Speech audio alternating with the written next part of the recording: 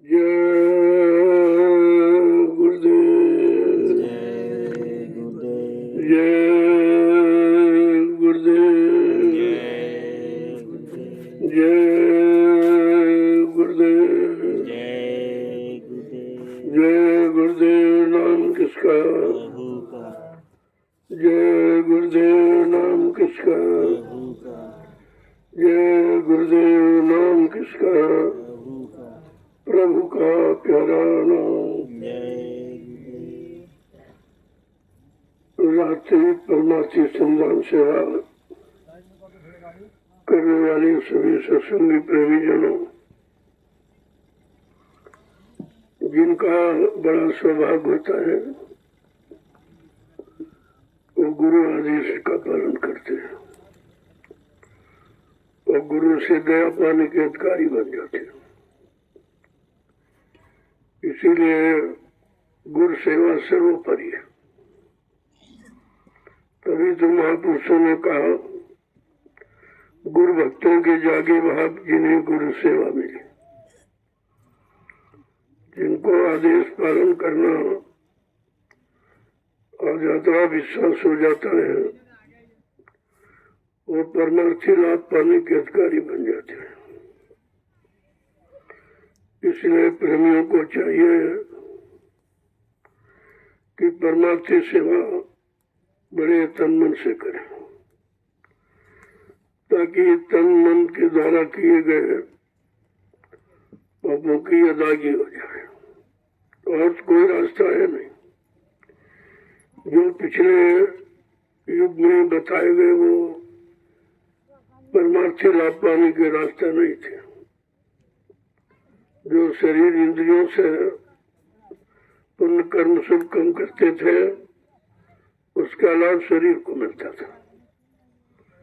क्यों राजा बन गए, धनी मानी बन गए, मतलब इतना लाभ था। बाकी कर्मों से उनका कोई संबंध नहीं था कि जो कर्म पाप और पुण्य हो गए उनकी अदायगी ये पूजा की क्रिया से नहीं होते।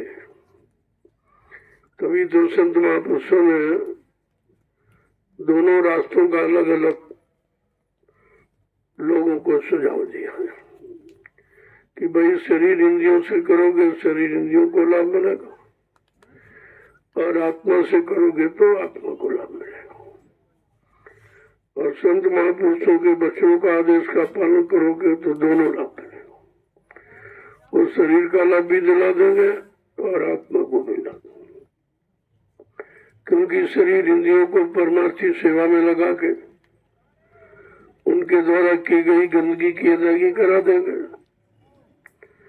और नाम का स्मरण, नाम का सिमरन करके आत्मा का भी काम करा देंगे। ये दोनों काम करने का उनके पास उपाय युक्ति है, लेकिन संतों के वचन समझ में आने लगे। ये सुनना समझना नहीं है, करना समझना है। सुनते तो सभी लोग हैं लेकिन सुन के लाभ नहीं मिलता। सुनने का लाभ नहीं है, लाभ है करने और कराने का। जब तक जिसने किया नहीं और वो कराएगा तो लाभ मिलेगा। ये पढ़ने वाला, पढ़ाने वाला, ये देखने वाला लाभ नहीं दे सकता। लाभ तो वो देगा जिसने अपने जीवन में कुछ किया है, शरीर इंद्रियों से भी किया और आत्मा से भी किया। वो दोनों लाभ प्राप्त कर लेता है। तो बाकी बेचारे देखते रह जाते, उन्हें क्या मालूम। ये जानकारी बगैर सत्संग के नहीं हो सकती। इसलिए महापुरुषों ने कहा है भाई समय मिल जाए तो करिए नित्य सत्संग, बाधा सकल मिटाए। फिर ऐसा अवसर ना मिले दुर्लभ नर्तन पाए। का हर रोज दररोज प्रतिरोज सत्संग करो। सुनो सुनाओ, पढ़ो पढ़ाओ नहीं, करो। क्योंकि लाभ करने का होता, पढ़ने पढ़ाने का कोई लाभ नहीं। जब करोगे तभी कुछ मिलेगा जब करोगे तुम्हारा अनुभव होगा, उस अनुभव से तुम अपना भी लाभ प्राप्त कर सकते हो, दूसरों को भी लाभ पाने का अधिकारी बना सकते हो। इसलिए संतों ने सत्संग को सर्वोपरि रखा। जब तक सत्य का ज्ञान नहीं होगा, सत्य सही रास्ते पर चलना नहीं सीखेंगे, तब तक सच्चिदानंद प्राप्त नहीं हो सकता। और ये जीवात्मा जाकर सतलोक सचखंड नाभिधाम पहुंच भी नहीं सकती। इसलिए संत महापुरुषों ने करनी पर जोर दिया। कलयुग में करने का फल है। अन्य युगों में लोग पढ़ते थे, पढ़ाते थे, सुनते थे, सुनाते थे, लेकिन कलयुग में संत महापुरुषों ने कहा इसमें खराब समय मत करो और तुम सीधे करो, करोगे उसका लाभ तुरंत मिलता। संत मत कभी उधार नहीं रखता, नकदी सौदा, जितना करोगे उतना पाओगे और नहीं करोगे तो नहीं मिलेगा। इसलिए कुछ न कुछ तो अपने कल्याण के लिए कुछ न कुछ सेवा करनी चाहिए, जितना हो सके। ये थोड़ी कहा जा रहा किसी की बराबरी करो, लेकिन कुछ न कुछ करो। संतों ने तो यहाँ तक कहा कुछ न कुछ किया कर, और कोई काम न हो तो अपने कपड़े फाड़ के सिया कर, यानी कुछ न कुछ करते रहना चाहिए। जो करोगे तभी तो कर्मों का चढ़ाव बोझा उतरेगा। और कितना सरल रास्ता रखा कि निमिष मात्र कुछ न कुछ करो। जब करने लगोगे धीरे धीरे तुम्हारा मन लगने लगेगा। जैसे मन लगने लगा इधर उधर बाहरी विकारों से मन अलग हो जाएगा, तो फिर करने पर आप जोर देने लगोगे। इसलिए संतों की रहनी और गहनी अलग है। अन्य लोगों की तो अलग है, ऋषि मुनि को, योगी योगेश्वर की और तारी शक्ति इनकी अलग है, और संतों की रहने के लिए बिल्कुल अलग है और बहुत सरल है। वो उन्होंने ऐसा रास्ता ही रखा कि कमजोर से कमजोर जीव कर सकता है, क्योंकि संतों की करनी में कोई खर्चा नहीं, उसमें धन का महत्व नहीं है, तन का और मन का महत्व है। और तन अगर खराब तो मन पहले खराब हो जाएगा, और मन खराब तो तन को खराब कर देगा।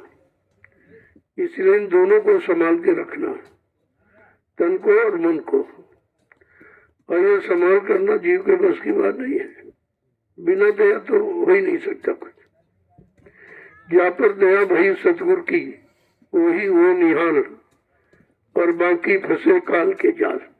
जिन पर सतगुरु की कृपा दया हो गई, वो अपना ये काम बना लेते धीरे से। इधर उधर देखते जागते रहोगे तो बिगड़ जाएगा, क्योंकि मन ने जैसे दूसरों को देखा तो नकल करने लगता है। कोई ये नहीं करता हम क्यों करें? तो वो करे न करे, उसकी करने से तुम्हारा कोई लाभ थोड़ी हो जाएगा, और नुकसान कर लोगे अपना।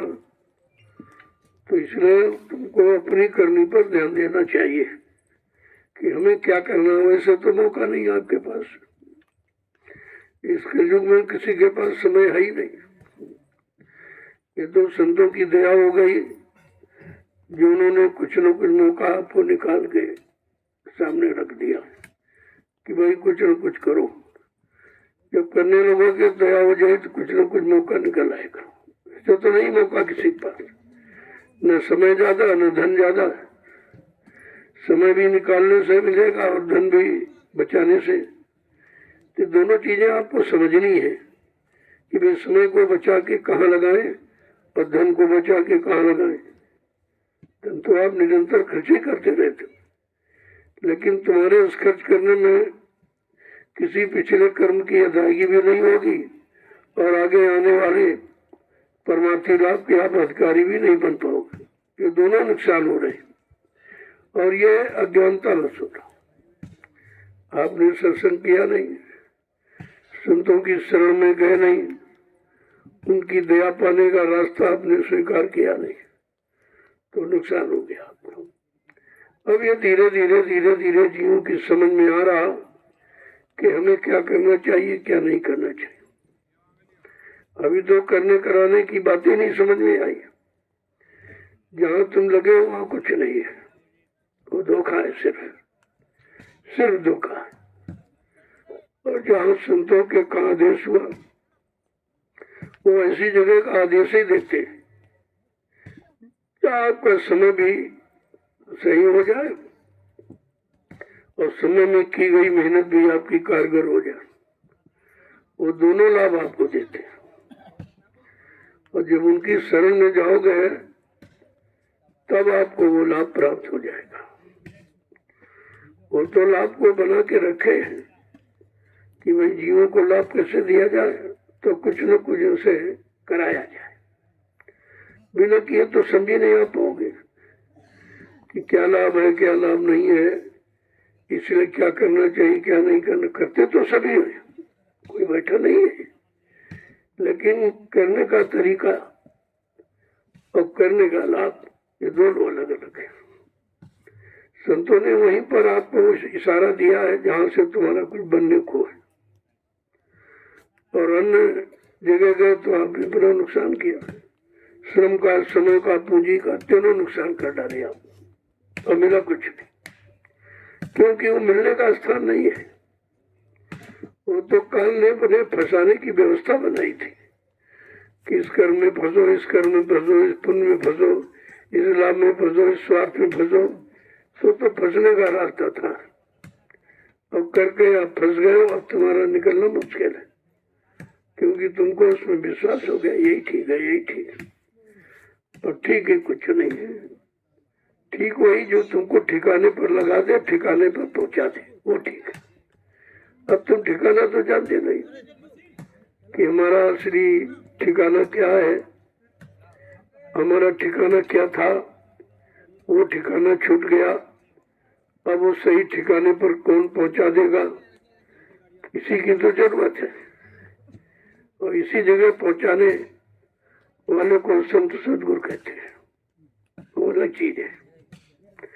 और तुम उनके पास गए नहीं, उनकी शरण आपने ली नहीं, उनके वचनों को आपने सुना नहीं, माना नहीं, तो फिर लाभ कैसे मिलेगा।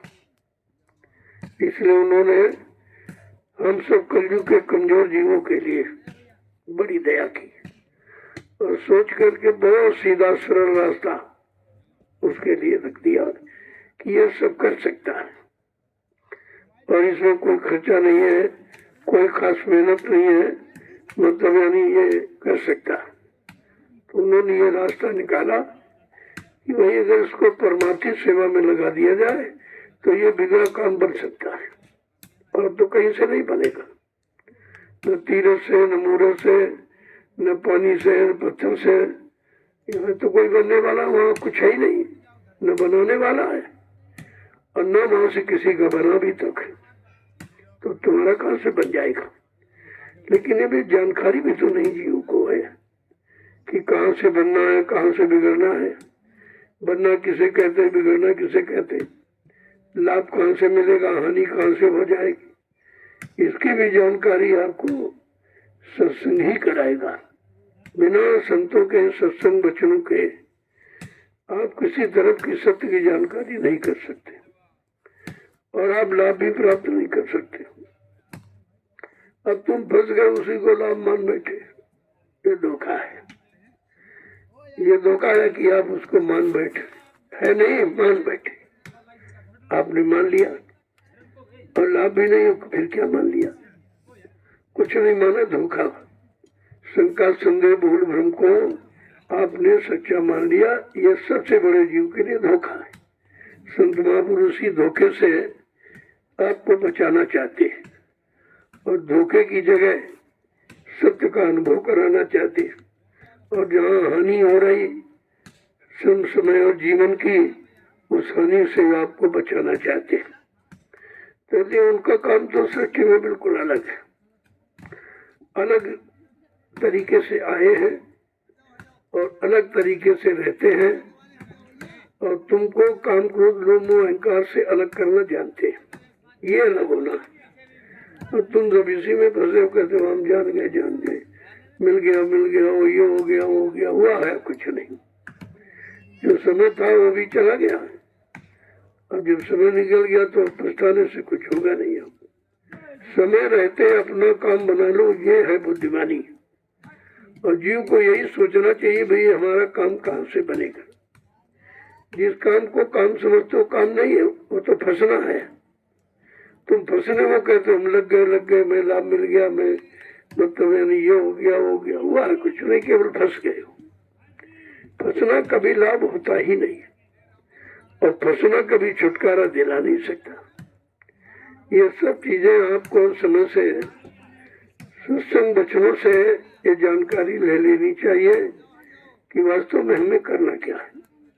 ये पंच भौतिक शरीर हमको किस काम के लिए मिला, पहले तो इसकी जानकारी करो कि मिला किस लिए।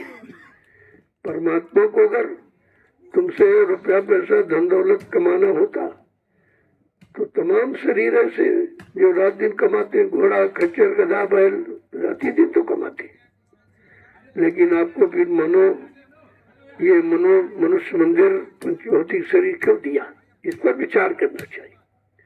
अगर तुमसे बाल बच्चे आल औलाद पैदा कराने होते तो परमात्मा के बहुत ऐसे शरीर है, कुत्ता है, सुअर है, एक बार में 5-5 7 बच्चे पैदा करता है, आपको उसी में लगा देता और ये मानव अनमोल मंदिर आपको नहीं देता।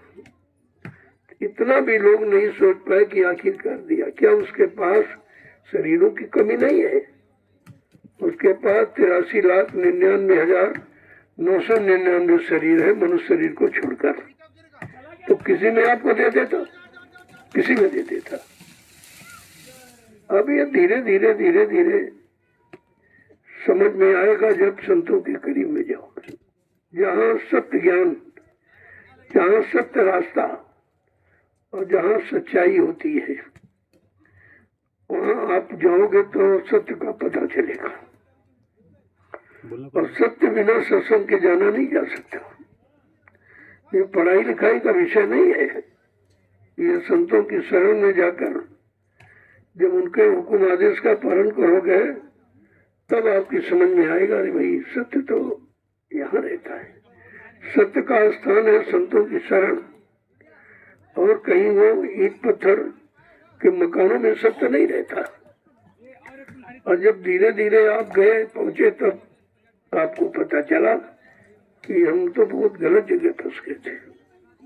अगर संत न आते जगत में जरमरता संसार, संतों का आगमन अगर कलयुग में न हुआ होता तो जीव को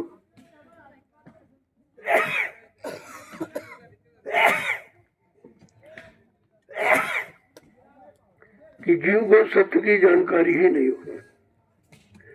अब जो जानकारी है वो सत्य की नहीं है, जो जानकारी है तुम्हारे परमार्थी लाभ की नहीं है, जो जानकारी वो जीवात्मा के उद्धार कल्याण की नहीं है।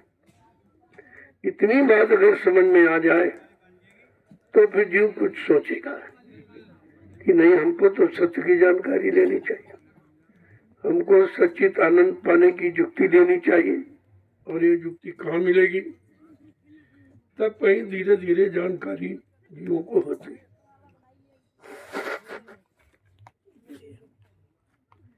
जब जानकारी हो जाएगी तब आपके अंदर क्या इच्छा पैदा होगी कि भाई ये जानकारी हमको भी लेनी चाहिए। ये जानकारी कहाँ मिलती है? ये जानकारी का ज्ञान कौन कराएगा? वो कौन शक्तियां हैं जो सच्चित आनंद देने के लिए आती हैं?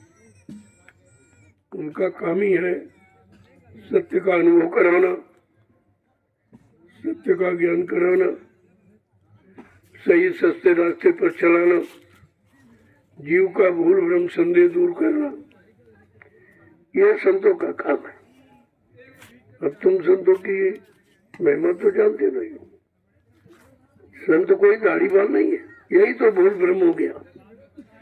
तुमने पाखंड को, बाह्य डम्बर को, बाहरी बनावट को, सजावट को, दिखावट को आपने संत मान लिया, धोखा हो गया।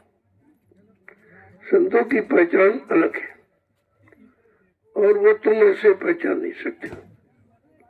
जब तक उनकी शरण में नहीं जाओगे, उनके वचनों को नहीं सुनोगे, तब तक आप उनकी पहचान नहीं कर सकते। क्यों से बाहर से उनकी कोई पहचान नहीं है।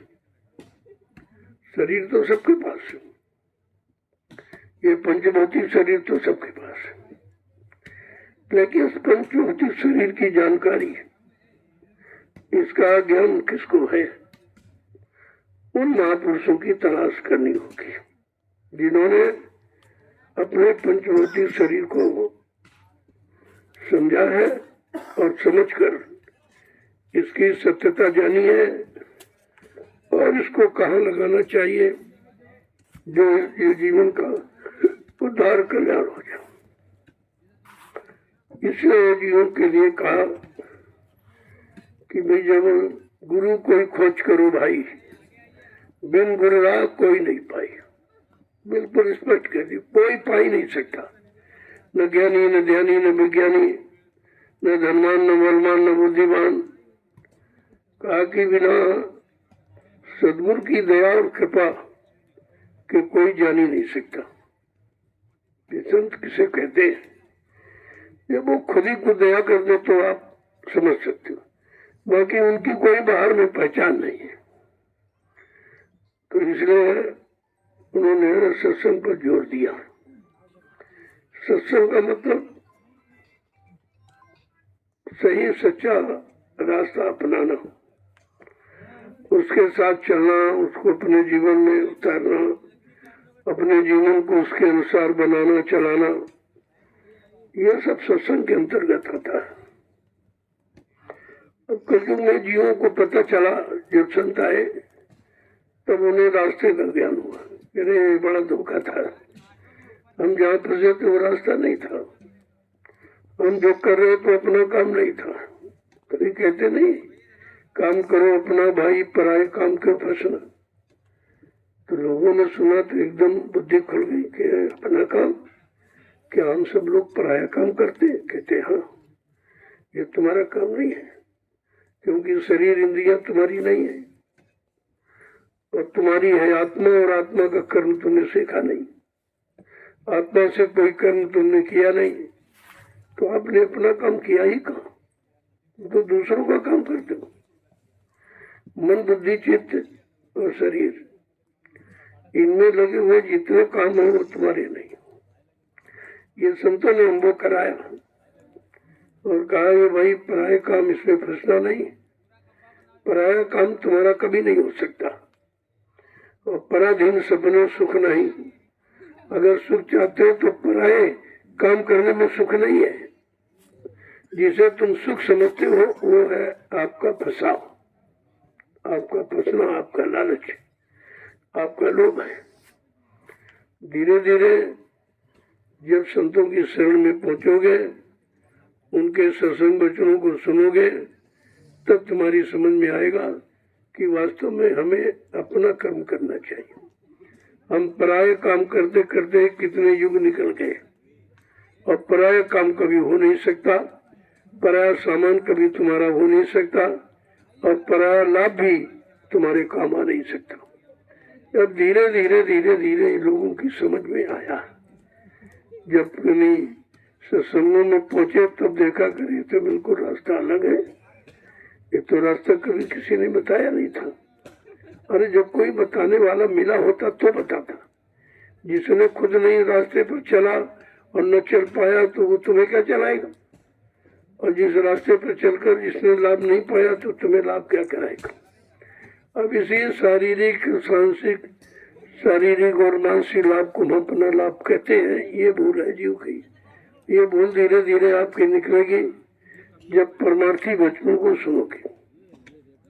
संत महापुरुषों के परमार्थी वचन जब सुनोगे तो आपको परमार्थ की परिभाषा समझ में आएगी कि परमार्थ क्या है। जो अपने लिए करते हो ये स्वार्थ है, अपने शरीर के लिए, अपने मान सम्मान के लिए, अपने निजी लाभ के लिए जो भी करते हो ये स्वार्थ है। और इसी शरीर से जो जीवों का काम हो जाए, जीवों के लिए काम कर दो आप, ये परमार्थ हो जाएगा। और परमार्थ कभी घटता मिटता नहीं। परमार्थ का कोई बंटवारा नहीं कर सकता, कोई छीन नहीं सकता, कोई चुरा नहीं सकता।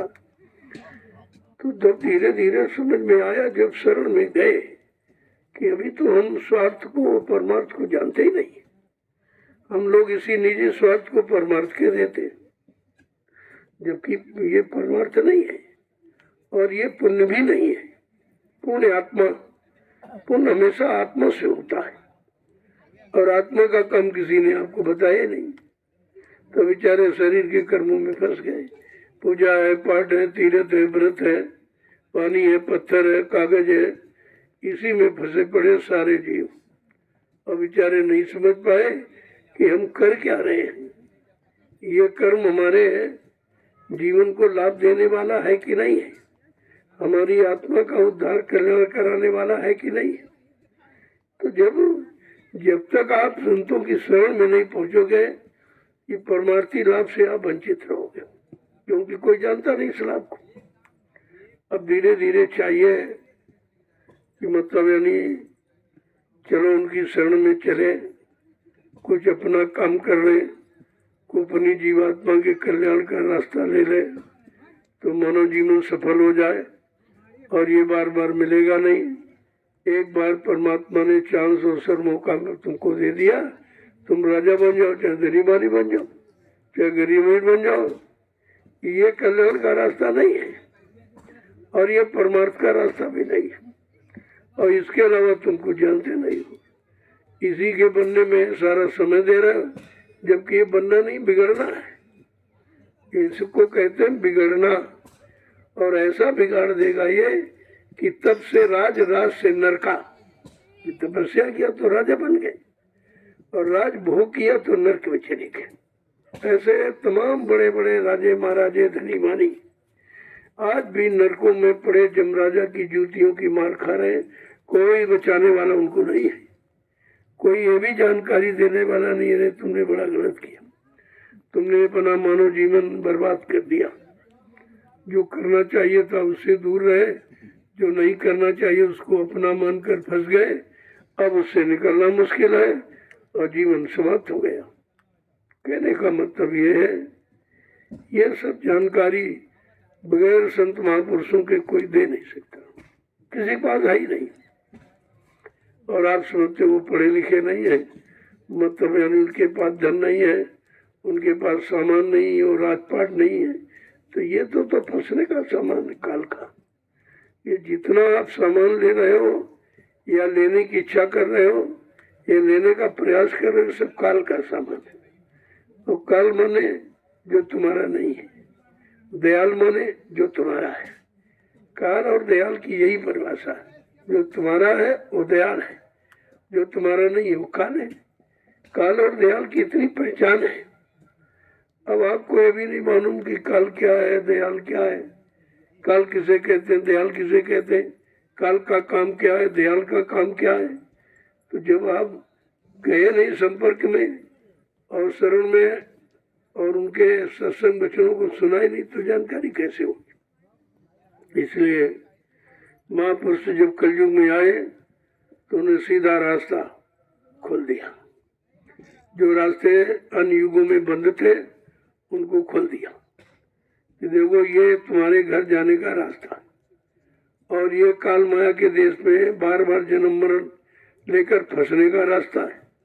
दोनों रास्तों की जानकारी उन्होंने कराई। अब जीव जीव करने लगा तो बेचारा बड़ा पछता रहा कि हमारा सारा जीवन बेकार चला गया, सारा जीवन बेकार चला गया। जो करना था क्या करना था, क्या लागे करन, काम हुई है चंबा भारी है। महापुरुष कहते हैं भाई तुम किस काम के लिए आए थे और किस काम के लिए परमात्मा ने तुमको ये पंचभौतिक शरीर दिया, तो कहा इसको फंस गए। समझा के कहा अरे भाई अब भी चेतो जागो, ये तन का फल विषय न भाई, स्वर्ग और स्वल्प अंत दुखदाई। इस शरीर का फल विषय भोग नहीं है। अगर ये करोगे तो राजा धनीबारी करे किया और गए, और बाद में जब पुण्य खत्म हो गया तो कहा पुण्य छीने मृत्यु लोग, उनको फिर ढकेल दिया गया वहां से। क्योंकि किसी बीज के लोक से आप सीधे घर नहीं जा सकते। जो बीच के जो लोक है वो ब्रह्मा का ब्रह्मलोक है, विष्णु भगवान का विष्णुलोक है, शिव जी का शिवलोक है, राम का साकेत लोक है, कृष्ण का गोलोक है, देवी देवताओं का देवलोक का ये बीच के लोक है। ये ऊपर आपको नहीं जाने देंगे, क्योंकि ये न ऊपर गए न तुम्हें जाने देंगे, इनको भी रास्ता नहीं मालूम। तो कहा कि इन लोगों में जाकर या पहुंचकर जो तुमने शुभ कर्म किए उनका फल यही है कि इस लोक तक आप जा सकते हो। और जब पुण्य कर्म समाप्त हो जाएगा तो फिर आपको ढकेल दिया जाओ, फिर कमाओ, फिर आओ, फिर कमाओ, फिर ये भी आवागमन है, ये आवागमन से अलग नहीं है। तो इसीलिए यह सब जानकारी महापुरुषों ने दी। और जिन लोगों ने मान ली, विश्वास किया, उन्होंने अपना मानव जीवन सफल बना। और बाकी बेचारे सब तभी उन्होंने खोल कर कहा जी का जा पर कृपा वही सदगुरु की, वो तो हुए निहाल और बाकी फंसे काल के जाओ।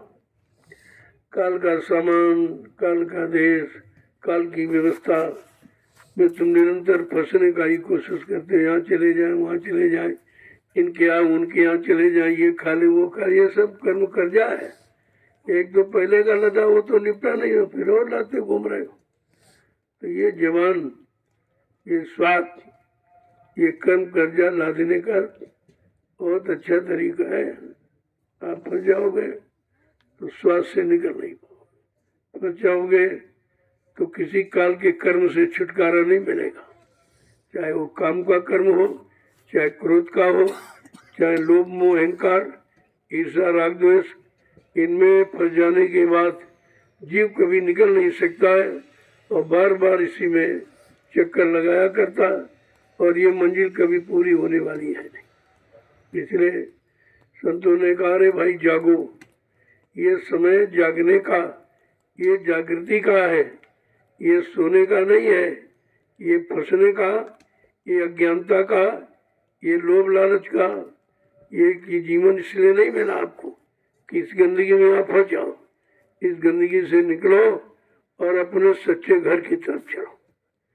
जय गुरुदेव, जय गुरुदेव, जय गुरुदेव, जय गुरुदेव, जय गुरुदेव। जय गुरुदेव। अभी आप रात्रि परमार्थी सम्मान सेवा कर रहे हो।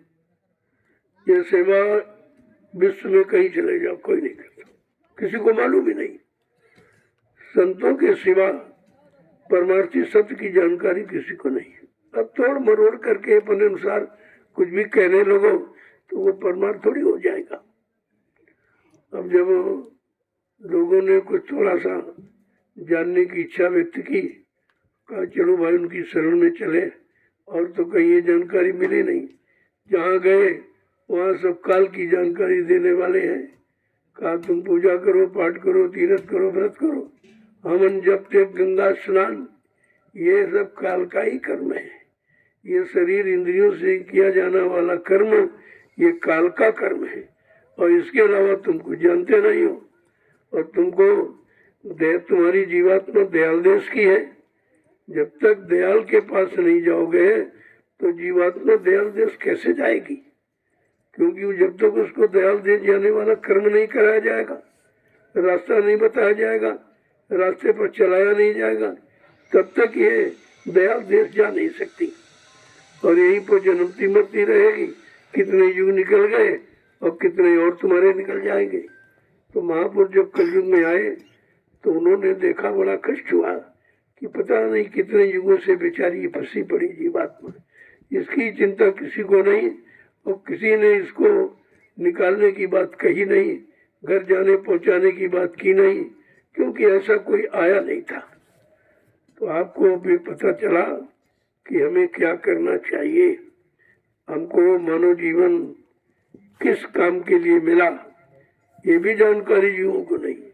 ये राजा बनना, ये धनी मानी बनना, ये गरीब अमीर बनना, पढ़ा लिखा अनपढ़, ये कोई बनने की बात नहीं है, ये तो फंसने की बात है। और इसी में आप फंसे पड़े हो और निरंतर इसी में फंसने का प्रयास भी करते हो। निकलने की बात न जानते हो और न किसी जानकार से पूछते हो, तो बताइए आप कैसे निकलेंगे। जय गुरुदेव। जय गुरुदेव। तो संतों ने देखा कि भाई कौन सा सरल रास्ता रखा जाए तो बेचारा एक कमजोर गंदा जीव कुछ कर सके, कुछ इसको परमार्थी लाभ मिल सके। तो उन्होंने सोच समझकर हम सब जीवों के लिए परमार्थी सेवा रखी। अगर परमार्थी सेवा करेगा, जिस सेवा से तमाम जीवों को लाभ मिलेगा, तो वो परमार्थ पाने का अधिकारी बन जाएगा। और तुम कभी कर्मचारी कभी अधिकारी यही बनने का प्रयास करते हो। ये तो कर्मों के अधिकारी बने हो। जब कर्म के अधिकारी बने तो कर्म ने आपको फंसा लिया। अब तुम यही नहीं सोच पाए कि हम कर्मों के जाल में फंसे कि निकले, इतनी भी तो जानकारी नहीं है। जय गुरुदेव। जय गुरुदेव। देखो आपने दिन में भी मेहनत की, समय देखता रहता हूँ, बड़ी मेहनत प्रभु ने की। अब जितनी कर लोगे उतना बोझा हल्का हो जाएगा, वो तो आपके लाभ की बात है।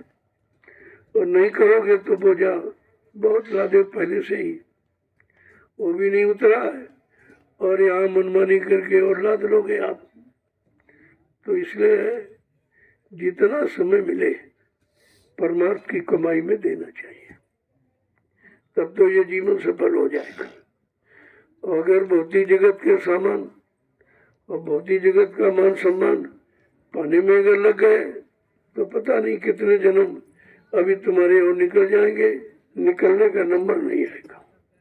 यही संतों ने अपने बचनों से, सत्संग बचनों से सुना सुना कर जीवों को समझा के सही रास्ते पर खड़ा किया और कहा जब तक ये सही सच्चे रास्ते पर खड़ा नहीं होगा तो सच्चाई का अनुभव बेचारे को कैसे होगा। इसे झूठे सम्मान में, झूठे सामान में, झूठे पदों में फंसकर जीवन रह गया और फिर दोबारा आपको मिलेगा नहीं।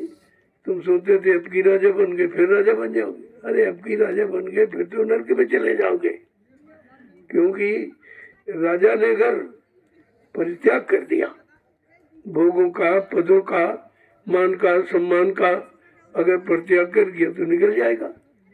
परित्याग तुम कर नहीं सकते क्योंकि तुम्हारे अंदर लोभ लालच है, तुम्हारे अंदर यही पाने की तो इच्छा भरी है, तो इसलिए बेचारे फंस गए, अब वो निकल नहीं पा रहे। जय गुरुदेव। जय गुरुदेव। तो आप जो मेहनत कर रहे हैं ये बिल्कुल अलग है, इसकी जानकारी भी किसी को नहीं, और कोई जान भी नहीं पाएगा। धीरे से तुम्हारा काम हो जाएगा। दुनिया के लोग देखते रहे भी तो मिट्टी डोरे मिट्टी, उनको क्या मालूम कि कर्मों का बोझा अपना उतारे कि मिट्टी डोरे, उन्हें क्या मालूम ये सब। क्योंकि ये मिट्टी वो मिट्टी नहीं है जिस मिट्टी से तुम्हारा शरीर बना, और एक दिन मिट्टी में मिल जाएगा। तो मिट्टी में मिल जाने के पहले अगर मिट्टी से ही आपका काम हो जाए तो इससे सरल और क्या हो सकता। ये सबसे सरल है और इसे हर कोई कर सकता है। इसमें गरीबी मीरी का कोई ऐसे पैसे सामान की जरूरत नहीं है, कोई दान दक्षिणा कुछ नहीं जरूरत है। केवल आपने मिट्टी उठाई और सिर पे रखी, वो भी आदेश में। जब किसी के आदेश का पालन करो तो उसकी जिम्मेदारी है, आदेश देने वाला मजदूरी देने की उसकी जिम्मेदारी है, और आपको उससे अपना अधिकार मांगने का भी अधिकार किया, मांग भी सकते हैं। भाई हमने आपके आदेश उनका पालन किया, अब आपको चाहिए क्या लाभ देंगे, जो तुम्हारे पास है वो दे दीजिए। वो मांगता भी नहीं, कहा भाई हमें मालूम नहीं तुम्हारे पास क्या क्या है, लेकिन मैंने आपके आदेश हुक्म का पालन किया है और जो आप देना चाहते हो दे दीजिए, और वो दे दीजिए जिससे हमारा काम हो जाए।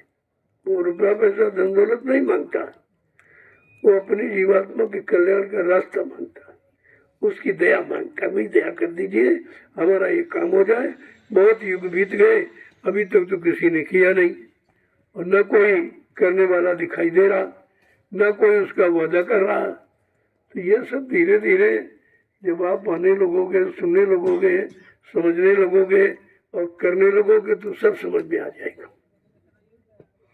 तो आज आपने बड़ी मेहनत की, रोज ही करते हो, देखता हूँ, और करते हो तो भाई अपने लिए करते हो, ये किसी के लिए नहीं आप कर रहे हो, ये जो करते हो अपने लिए करते हो, अपने पिछले जन्मों के कर्म कर्जे को उतारने के लिए करते हो और अपनी जीवात्मा की उद्धार कल्याण के लिए करते हो, इसमें किसी के लिए नहीं करते हो। और कभी सोचना मत हम किसी के लिए कर रहे, सोच लिया तो फिर आप फंसने लगोगे, हमने उनके लिए किया, हमने उनके लिए किया। अरे भाई किसी के नहीं, मैंने अपने लिए किया, अपने पाप कर्मे के बोझे को उतारने के लिए किया और अपनी जीवात्मा के कल्याण के लिए किया। ये जब समझ जाओगे तो फिर अहंकार नहीं आएगा, क्रोध नहीं आएगा, किसी की बराबरी करना, किसी की निंदा आलोचना बुराई करना, किसी से ईर्ष्या जलन करना, ये कुछ आपके पास नहीं रहे। ये सब गंदगी धीरे से अपने आप अलग हो जाएगी। जय गुरुदेव। जय गुरुदेव। अब आपने मेहनत की है तो मैं चाहता हूँ कि आपकी सेवा ये जो रात्रि की रखी गई है ये भी धीरे धीरे आपको लाभ देने वाली पूरी हो जाए। असली लाभ तो इसी का है, ये डबल ड्यूटी है आपको, ये डबल मतलब यानी इसकी मजदूरी है, ऐसा नहीं है, क्योंकि रात में कोई नहीं करता, कहीं चले जाओ रात में कोई नहीं करता, लेकिन आप रात में कर रहे हो, कोई बात तो जरूर है। और इतनी अनोखी की दुनिया के लोग देख के चकाचौंध हैं, बेचारे सोच रहे हैं कि कैसे लोग हैं, ये क्यों कर रहे हैं, क्योंकि उनको तो मालूम नहीं कि रात्रि परमार्थी संतान सेवा क्या होती है, और जब जानकारी दी जा रही वो भी नहीं समझ में आ रहा, और करके दिखाया जा रहा तब भी उनको मतलब यानी एहसास नहीं हो रहा कि हमको भी करना चाहिए और हमको करके समय से अपना काम बना लेना चाहिए। ये तो बहुत सरल है, इसमें तो कुछ नहीं लेना देना, लेकिन समझना इतना आसान नहीं। जितना देख के आप तो यही समझते हो रहे भाई तो लोग समय बेकार कर रहे हैं, यही समय कारगर है जिसको तुम बेकार समझते हो, और तुमने सारा जीवन ही बेकार कर दिया, और जो समय मिला वो भी सब बेकार के कामों में। तभी कहते हैं धाम चलो अपने भाई, पराये धाम क्यों रहना, काम अपना करो जाई, पराये काम क्यों फंसना। बस दो ही शब्दों में सब कुछ हो गया। अब इतनी बात जब समझ जाते फिर और इसमें कोई पढ़ाई लिखाई की जरूरत नहीं है, इसमें तो युक्ति की जरूरत है, और वो युक्ति हो जाए, मिल जाए, जिससे मुक्ति मिल जाए, मुक्त हो जाए, आजाद हो जाए, स्वतंत्र हो जाए, यानी हमेशा के लिए आना जाना खत्म हो जाए, इसको कहते मुक्ति। जय गुरुदेव। जय गुरुदेव। अब देखो समय रात्रि परमार्थी संधान सेवा का धीरे धीरे आपको पूरा हो रहा। मैं भी चाहता हूँ कि आपने दिन में भी परमार्थी सेवा की है और रात्रि में कर रहे, उसकी तो डबल तनख्वाह है, ये डबल है, ये अतिरिक्त लाभ है इसमें। तो इसलिए अब आप लोग 10 डलिया हमारी तरफ से 10 डलिया डाल दीजिए, और फिर आप ये परमार्थी लाभ है, इसे प्रसाद कहते हैं, ये ले लीजिए। न कोई प्रसाद दे रहा हिंदुस्तान में और न कोई परमार्थी लाभ करा रहा, न सेवा करा रहा परमार्थी, उन्हें पता ही नहीं है। जल में डुबकी लगाओ, पत्थर में मत्था पटको तो वहां क्या होने वाला। अरे पत्थर में पत्ता पटको तो पत्थर तो खून निकालेगा, वो दया करेगा, वो दया करेगा, संभाल करेगा, रोकेगा आपको, तो आप मत्था फोड़ देते हो। पानी में डूब गए और मर गए, बेचारे चले गए नरकों में, तो ये कोई बताने वाला नहीं। अरे भाई ये इस पानी में डुबकी नहीं लगाओ, वो संतों की सत्संग रूपी सरिता में डुबकी लगाओ। डुबकी का मतलब गहराई को प्राप्त करना, हकीकत की जानकारी करना। डुबकी शब्द यही इशारा करके बता रहा, डुबकी को मतलब डूबना नहीं है। जो हम डूब रहे हैं बार बार इसी में जन्म मरण के चक्कर में, तो हम उससे निकले, निकलने की जानकारी लेना, उसकी था यानी कहाँ तक इसकी था, कितनी गहराई, कैसे निकले, उसको कहते हैं। अब इन लोगों ने तो बताया नहीं आपको, पानी में डुबकी लगाए तो वहाँ बेचारे मर गए, चले गए, अब उनको दोबारा मानव शरीर में नहीं मिले। यही मुक्ति है। ये मुक्ति है कि अकाल मौत में चले गए नरक में। अब अकाल मौत में मौत हो गई तो बेचारे प्रेतियों में चले गए। अब पता नहीं कब तक प्रेतियों में रहना पड़ेगा। तुमने समझा मुक्ति हो जाए, मुक्ति हो जाए। अरे जब तुमको बता दिया महापुरुषों ने कि अन्यत्र कहीं भटकना मत, मुक्ति कहीं रहती नहीं है। मुक्ति का स्थान है मुक्ति संत चरण की दासी। मुक्ति संतों के चरणों में रहती है। और वहाँ तुम कभी टिकते नहीं हो, कभी जाते नहीं हो, भाग जाते हो, कभी मतलब यानी दूर हो जाते हो। यही करते रहते समय निकल गया। कितने आए, कितने भाग गए और कितने अभी भाग जाएंगे। आप देखते रहिए। ये भीड़ लगाने का बाजार नहीं है। यहाँ भीड़ नहीं लगाया जाता। यहाँ तुमको जो 4,84 लाख योनियों की भीड़ है उससे आपको बचाया जा रहा, छुटकारा दिलाया जा रहा कि इस भीड़ में मत आना, इस भीड़ में कुछ नहीं है। तो इससे अब की बार जो मौका मिला है तो संतों की शरण में जाकर अपने घर जाने का रास्ता पूछ लेना, अपनी जीवात्मा के कल्याण उद्धार की युक्ति ले लेना। इस भीड़ से हमेशा के लिए निकलकर अपने घर चले जाना, यह करना चाहिए। जय गुरुदेव। जय गुरुदेव। अब देखो आप ये कर रहे हो, उसको देखकर लोग नहीं सोच पा रहे। इस वक्त तमाम छूट जाएंगे भी ऐसे ही, देखते जाइए आप। कहा कि भाई कोई बिरला ही टिक पाएगा, कोई बिरला।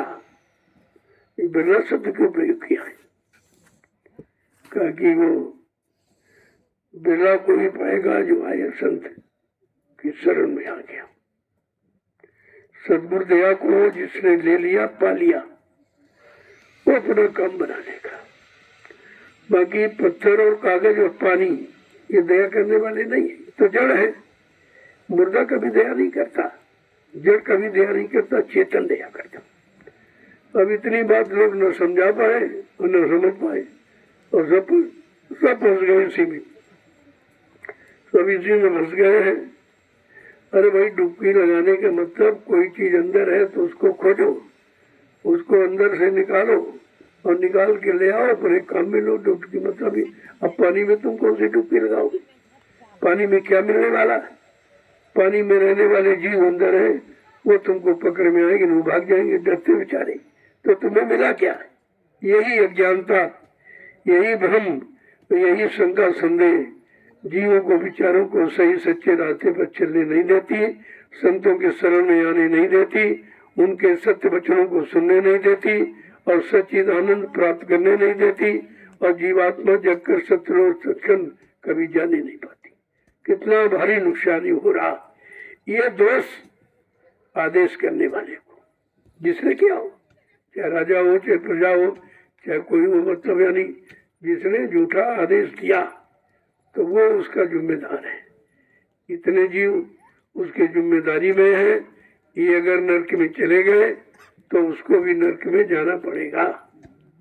साफ साफ शब्दों में गोस्वामी जी महाराज गृह संत थे, उन्होंने रामचित मानस को लिखकर बिल्कुल सत्य का यानी मतलब पर्दाफाश कर दिया, साफ साफ कर दिया। उन्होंने कोई चीज छिपाई नहीं है कि जा सुराज प्रजा दुखारी और 100 बरस नरक अधिकारी। जिसके राज में प्रजा दुखी है, प्रजा कष्टों में है, प्रजा मुसीबत में है, प्रजा तकलीफों में है, प्रजा शंका संदेह भूल भ्रम अज्ञानता में है, अगर अज्ञानता को दूर नहीं करा रहा तो राजा नरक में जाएगा। सीधा रास्ता है, ये कोई कह नहीं रहा, ये संतों के वचन है जो रामचरित मानस में लिखे। उसको पढ़ लीजिए आप, आपकी समझ में आ जाएगा कि मैं क्या करना चाहिए। इसलिए जानकारी तो महापुरुषों ने दी और दे रहे और देते रहेंगे, ताकि कोई ये न कहे कि भाई सत्य का ज्ञान कराने वाला कोई था नहीं, सही सच्चा रास्ता बताने वाला कोई था नहीं और सच्चा लाभ देने वाला कोई नहीं था। तो ऐसा नहीं है। तुमने उसकी तलाश नहीं की, तुम खोज नहीं की, उनके पास गए नहीं, उनसे आपने अपना दर्द बताया नहीं, अपनी जीवात्मा का दुख आपने बताया नहीं कि बहुत युग निकल गए, इन नरकों की सजा पाते पाते ऐसा करे आप दया कर दे, इन नरकों से छुटकारा मिल जाए। लेकिन आपने तो कभी नहीं पूछा, और आज भी नहीं, जबकि वो खोल के बता रहे, सबको बता रहे। जय गुरुदेव, जय गुरुदेव, जय गुरुदेव, जय गुरुदेव, जोर से बोलो, जय गुरुदेव, सब मिल बोलो, जय गुरुदेव, बोलना होगा, जय गुरुदेव, अभी से बोलो, जय गुरुदेव, दुख दर्द हरेंगे, जय गुरुदेव, सब कष्ट मिटेंगे, जय गुरुदेव, सुख शांति भी देंगे, जय गुरुदेव, सबके दाता, जय गुरुदेव, सबके मालिक, जय गुरुदेव, प्रेम से बोले, जय गुरुदेव। ये नाम नहीं इंसान का, ये नाम है प्रभु का, ये काम नहीं इंसान का। ये किसी काम ने है बताया, प्रभु का। ये किसी ने नहीं बताया कि इंसानों का काम है क्या। जो इंसान का काम हो तो वो किसी ने बताया नहीं। ये जन्म मरण के चक्कर में जाना, बार बार फंसना, ये इंसान का काम है, ये इंसानियत के अंतर्गत नहीं आता। यही तो जानकारी देनी चाहिए। अब स्पष्ट कहा जा रहा, ये काम नहीं इंसान का और ये नाम नहीं इंसान का। जो नाम जगाया गया, जो नाम सिद्ध किया गया इंसानियत को पाने के लिए, इंसान को भगवान के पास पहुंचाने के लिए, जिस नाम का वो जगाया गया, उसकी महिमा बराबर, उसकी जानकारी बराबर सबको दी जा रही। अब आप नहीं करोगे तुम जानो, इसलिए ये सेवा कर लो और अपने कर्म बोझों को उतार लो। और कोई रास्ता दुनिया में नहीं है जो तुम्हारे किए गए पाप कर्मों के बोझों को उतारे। और कितना सरल है, एक डलिया में कितनों का लाभ, खोदने वालों का, भरने वालों का, उठाने वालों का, ले जाने वालों का, और वहां डाला तो वहां भी बताने वाले भी यहाँ डालो, यहाँ डालो, कि एक डलिया में कितने प्रेमियों को लाभ मिला। ये तरीका देखिए आप, ऐसा तरीका किसी ने बताया नहीं कभी आपको। जय गुरुदेव। जय गुरुदेव। और ये लाभ अभी तो आपके लिए है, धीरे धीरे ये बंद हो जाएगा, ये हमेशा नहीं रहेगा। जब व्यवस्था बन जाएगी तो काम बंद हो जाएगा, फिर क्या जरूरत करने की। अभी व्यवस्था बनाने में आपको सेवा मिली है तो सेवा कर लो, और सेवा कर लोगे, और जिनके लिए व्यवस्था बनाओगे वो जब आएंगे, इसी मिट्टी जो तुम सिर से डोल के डाल रहे हो, इसी मिट्टी पर बैठ के भजन करेंगे, इसी पर बैठ के सत्संग सुनेंगे, सेवा करेंगे। वो लाभ तुम्हारे खाते में होगा, क्योंकि व्यवस्था आपके द्वारा बनाई गई या बनाई जा रही है। तो इसमें जो आपने गाड़ी कमाई लगाई है, या आपने जो अपना शरीर इसमें लगा रहे हो, ये सब लाभ पाने का तरीका है। धन तो जितना पैदा करो सब चला जाएगा, तुम साथ लेके जा नहीं सकते, 1 रुपया भी नहीं ले जा सकते, लेकिन काम बना सकते हो। अगर संतों की शरण में आके समझ लिया तो इसी धन से तुम परमार्थ बना सकते हो, क्योंकि वो जब परमार्थी काम में लगाएंगे तब बनेगा। तुम्हारे बनाने महल बना लो, मत दुकान बना लो, जमीन बना लो, तो इससे तुम थोड़ी काम करा सकते, क्योंकि वो तो अपने स्वार्थ, वो तो अपने बाल बच्चों के लिए आपने बनाया। और ये जो व्यवस्था है, ये सभी जीव आगे आने वाले भविष्य में करोड़ों जीव आएंगे धरती पर, सबको लाभ मिलेगा। वो लाभ तुम्हारे खाते में, वो सच्चा परमार्थ का लाभ है, जिसमें कोई बंटवारा नहीं कर सकता, कोई छीन नहीं सकता है, कोई चुरा नहीं सकता है, अग्नि जला नहीं सकती, पानी बहा नहीं सकता। वो तो ऐसा परमार्थ रास्ता है। जय गुरुदेव। जय गुरुदेव। अब आप इसे जो दृढ़ लिए का अभियान रखा गया, कोई बात है, 10 इंद्रियों हैं, उनकी सफाई है, उनकी रगड़ है, उसको कैसे लाभ मिले, तो कोई न कोई रहस्यमय इशारा आपके लिए रखा जाता। अब जल्दी से इस अभियान को पूरा करो, थोड़ा तेजी पकड़ो तो जल्दी हो जाएगा, और बाद में आप ये उसका प्रसाद ले लीजिए अपनी मेहनत का। अपनी मेहनत की सच्ची मजदूरी है ये प्रसाद, जो हिंदुस्तान में कहीं कोई नहीं देता। इतने लोगों ने डुबकी लगाई कुंभ में, किसी ने प्रसाद दिया आपको?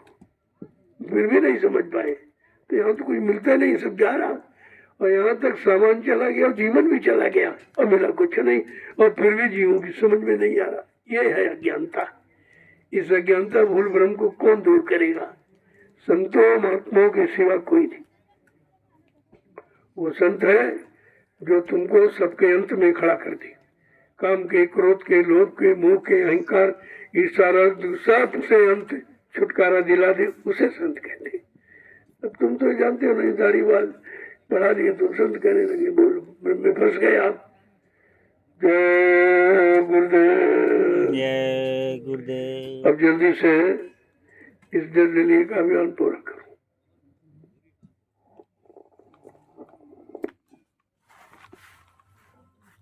सत्संग में आओ तो सेवा करने की इच्छा रखो। आने जाने से कुछ नहीं होगा, ऐसे आते रहो जाते हो, तमाम आए चले गए, कुछ नहीं। ये आने जाने का लाभ यहाँ संत मत में नहीं है। संत मत में आदेश पालन का लाभ है, वो आप नहीं करोगे, ऐसे आते रहोगे जाते रहोगे। मैंने धीरे धीरे सब व्यवस्था बदल दी है, बंद कर दी। दर्शन दर्शन कुछ नहीं, दूर से करो। मैं भी आपका करता हूँ, मैं तो आपको प्रणाम करता हूँ, और आप भी यहाँ जोड़ करके, बस यही दर्शन है।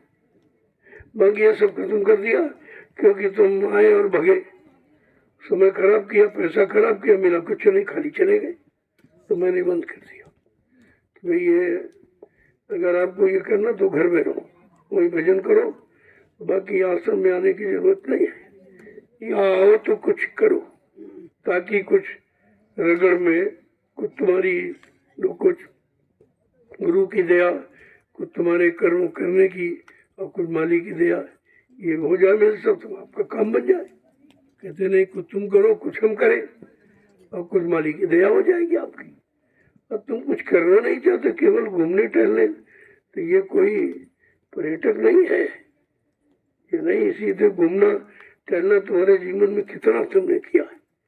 कभी पशुओं में गए, कभी पक्षियों में गए, कभी कीड़े मकोड़ों में गए, कभी जंगली जानवरों में, कितना समय तुम्हारा घूमते घूमते निकल गया। अभी तुम्हारा घूमना बंद ही नहीं हुआ। कब समझोगे तुम कि हमें किधर घूमना है, किधर मुड़ना है, किधर जाना है, हमारा घर किधर है, हमारा मालिक किधर है?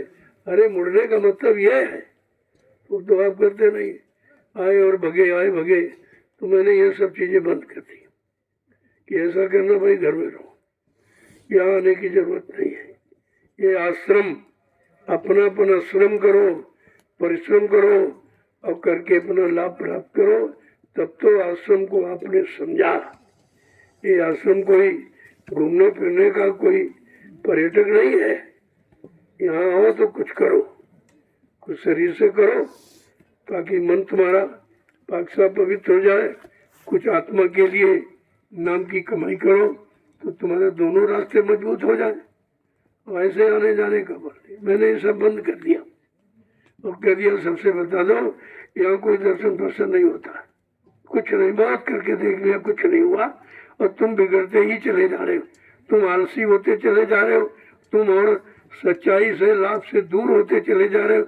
लिहाजा ये रास्ता बंद किया जा रहा, कुछ नहीं।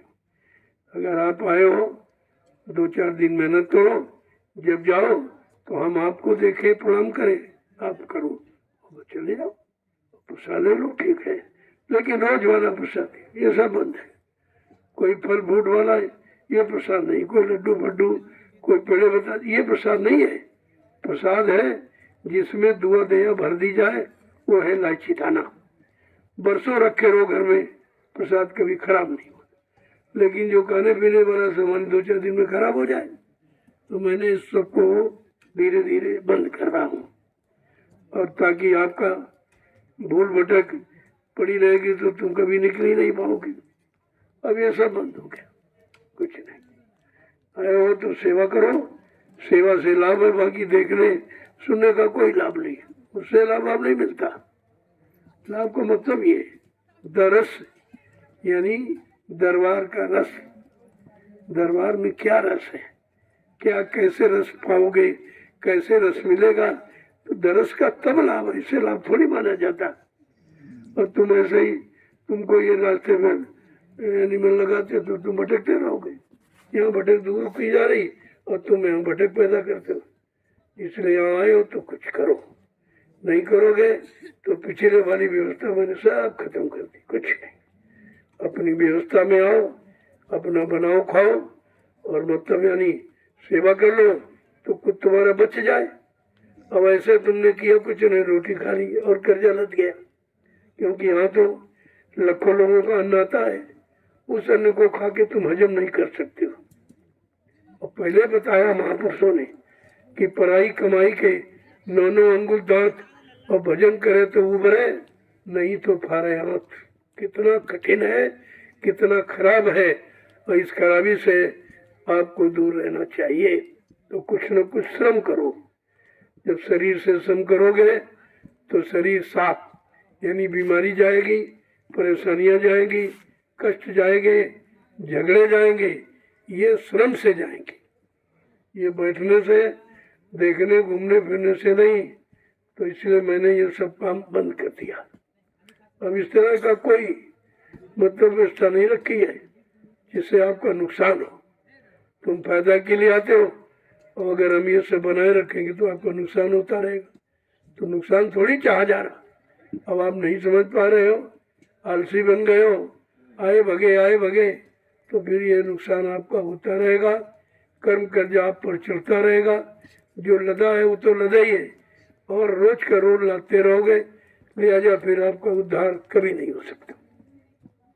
जय गुरुदेव। जय गुरुदेव। इसलिए जब आओगे तो गेट पर व्यवस्था होगी, आप कितने दिन सेवा करने हो।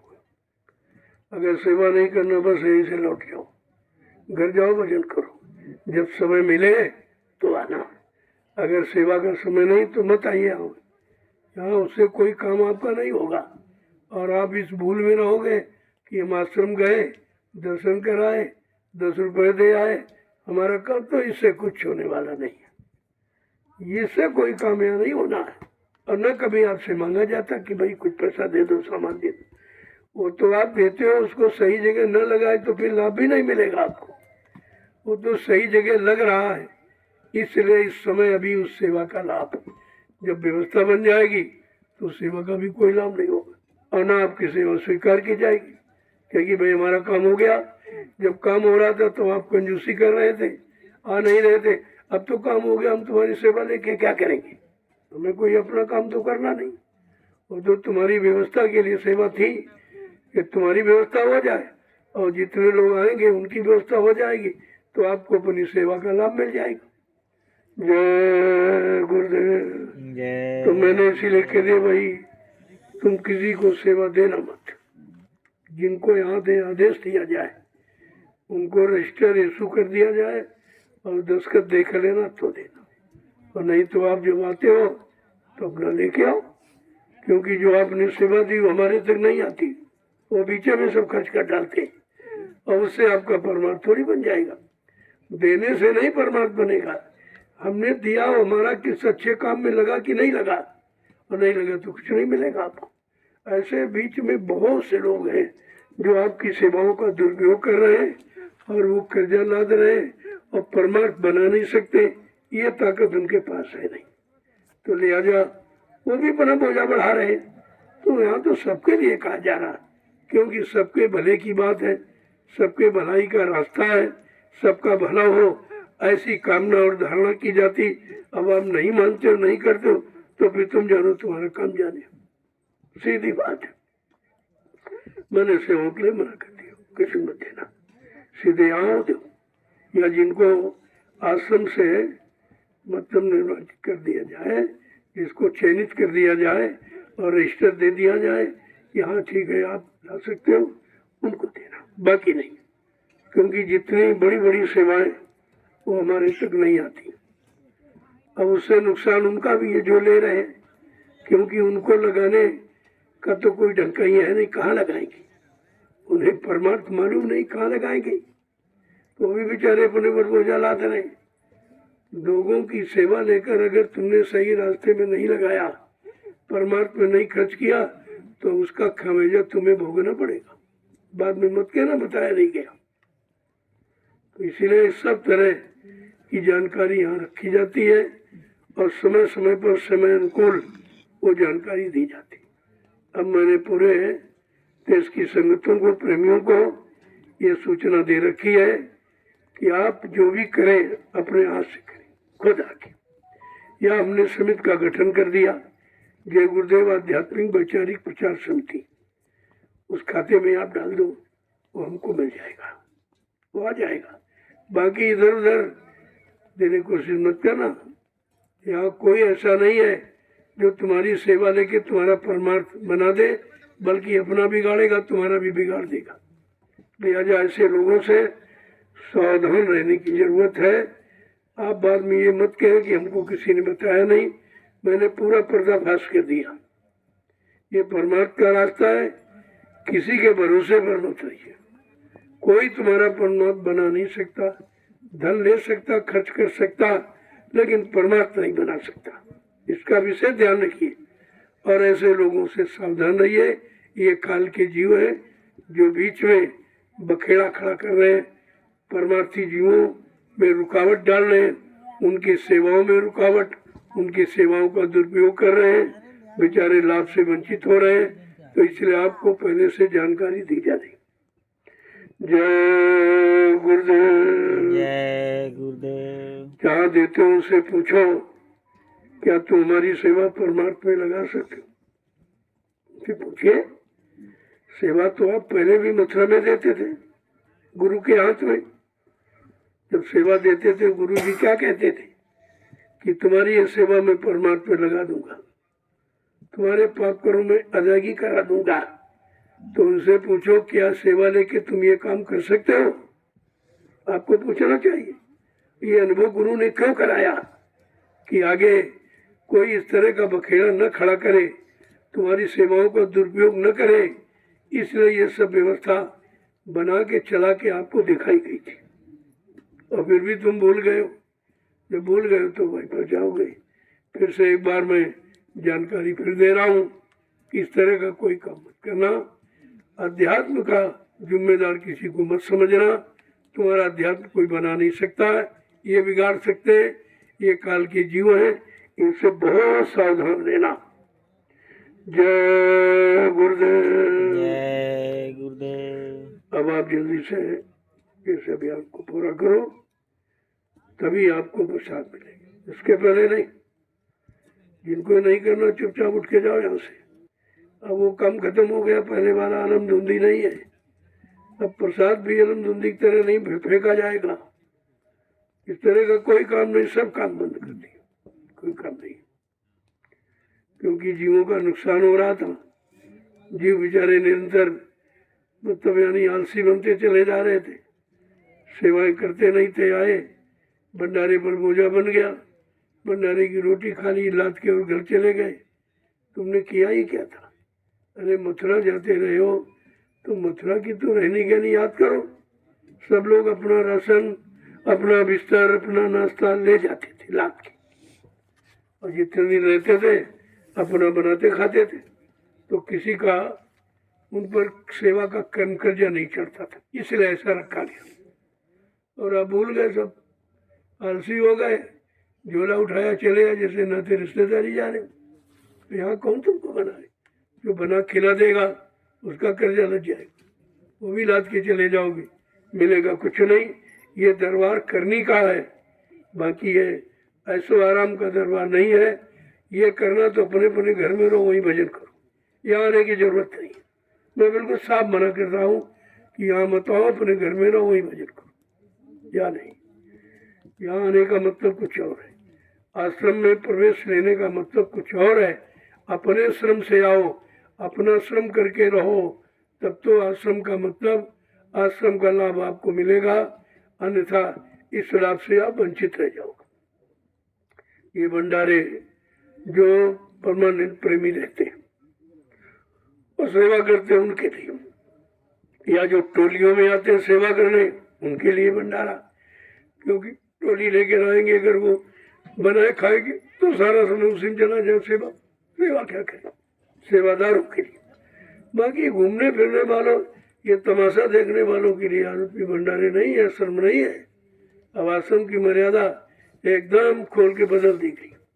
इसलिए जिनको इसके अंतर्गत रहना है आश्रम की मर्यादा में, तो उनका तो ठीक है। बाकी आप आना जाना बंद करो, अपने घर में रहो, ताकि तुम्हारा समय बचे और किराया भाड़ा बचे। तो आपको घर में रहो, अपना भजन करो, या नहीं। इस आश्रम की मर्यादा खराब करने के लिए आपको कभी इजाजत नहीं है। जय गुरुदेव। जय गुरुदेव।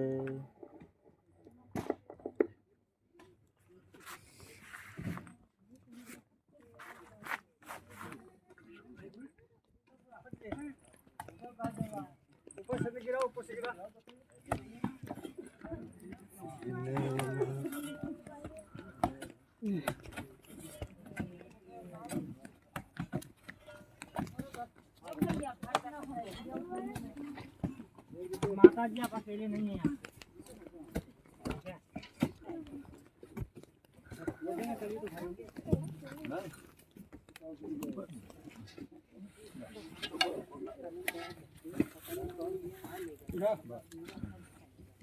उठा दो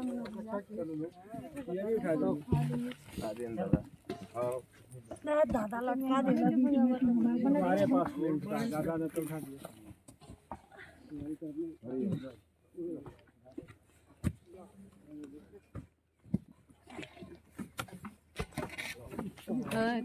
उठा दो साइज तो देख ले यार, बने के लिए। अरे गुड़िया चाय दूध दे। अरे भाई भाई अरे बुआ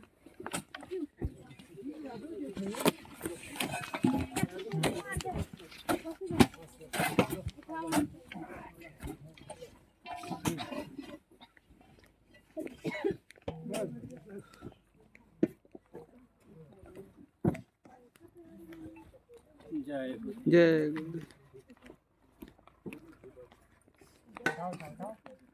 पकड़ के बस खड़े हैं।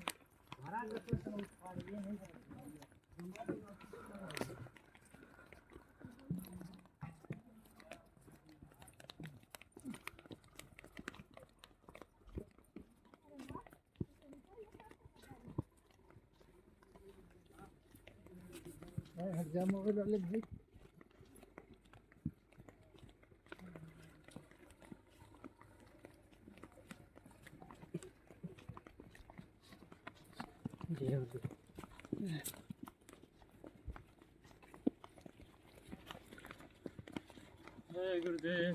जय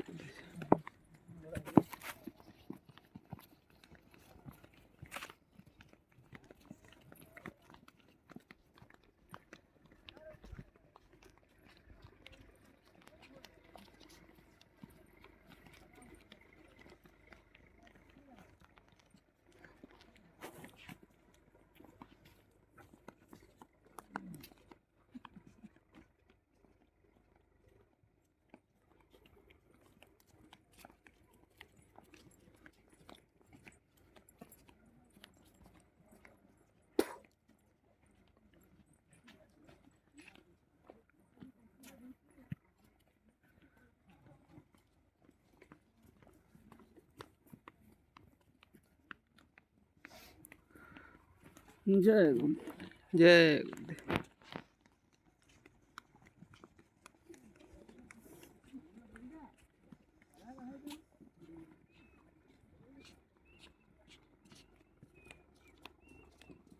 जय गुरुदेव नाम प्रभु का। जय जय गुरुदेव। अल्लाह जय गुरुदेव। ऐसे रख लो। नहीं हो तनिको नहीं लगा। चलो कोई बात नहीं, कोई बात नहीं। वासर भर दो, वासर भर दो, भर दो वो ना। अरे ले आओ, ले लो। चलो चलो चलो। राम जी रो हम काट रहा था जी पे। सूरज ये वो वीडियो में नाम प्रभु का जाते हो यार।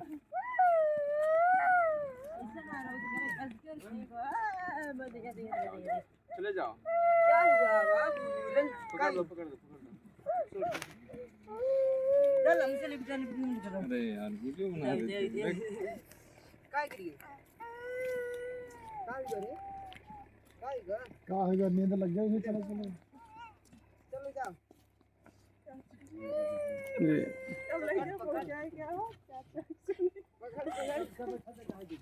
गिर गया उसका मिट्टी हमको लगता है। चलो भाई चलो गाड़ी पे जाओ बढ़िया ऐसा न करो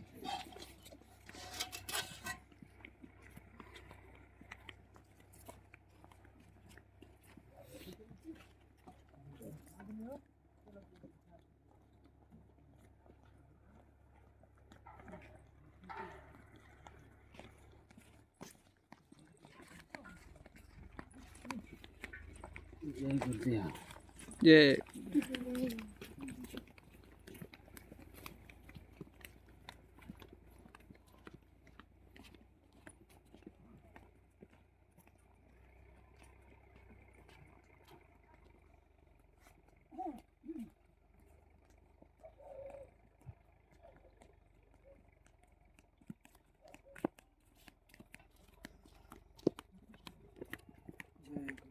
ये